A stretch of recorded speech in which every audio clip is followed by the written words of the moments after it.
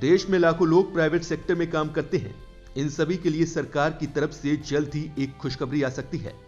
कर्मचारियों पर काम के बोझ को थोड़ा कम करने के लिए सरकार नए श्रम कानूनों के तहत आपको हफ्ते में 3 दिन का वीकली ऑफ देने की तैयारी में है।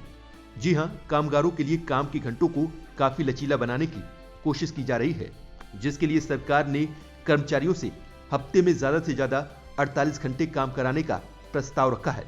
इसके साथ ही यह भी कहा गया है कि अगर कर्मचारी हफ्ते में 4 दिन 48 घंटे काम करते हैं तो उन्हें 3 दिन की छुट्टी दी जा सकती है। लेकिन इसका मतलब यह भी है कि हर दिन काम के घंटे की सीमा को मौजूदा 8 घंटे से बढ़ाकर 12 घंटे करना होगा।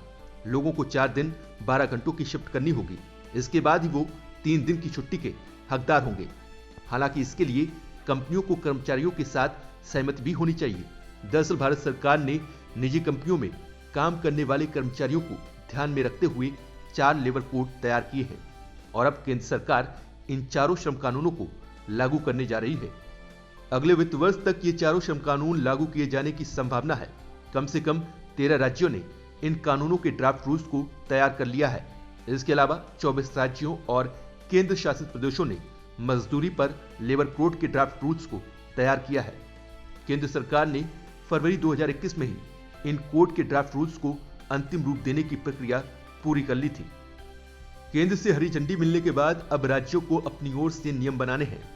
इस कानून के लागू होते ही आपकी टेक होम सैलरी और पीएफ स्ट्रक्चर में भी बदलाव हो जाएगा, जिससे आपकी टेक होम सैलरी घट जाएगी जबकि पीएफ में बढ़ोतरी हो जाएगी।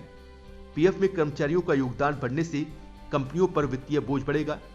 इसके साथ ही ज्यादा बेसिक सैलरी का मतलब है कि ग्रेच्युटी की रकम भी अब पहले से ज्यादा होगी और ये पहले के मुकाबले 1 से 1.5 गुना ज्यादा हो सकती है।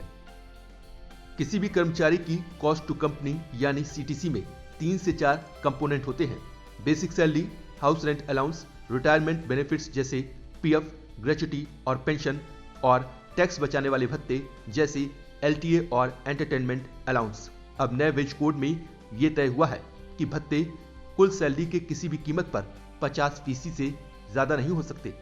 ऐसे में अगर किसी कर्मचारी की सैलरी 40,000 रुपए प्रति महीना है तो उसकी बेसिक सैलरी 20,000 रुपए होनी चाहिए और बाकी के 20,000 रुपए उसके भत्ते में आने चाहिए। नए वेज कोड में कई ऐसे प्रावधान दिए गए हैं जिससे ऑफिस में काम करने वाले सैलरीड क्लास, मिलों और फैक्ट्रियों में काम करने वाले मजदूरों तक पर इसका असर पड़ेगा। कर्मचारियों की सैलरी से लेकर उनकी छुट्टियां और काम के घंटे भी बदल जाएंगे।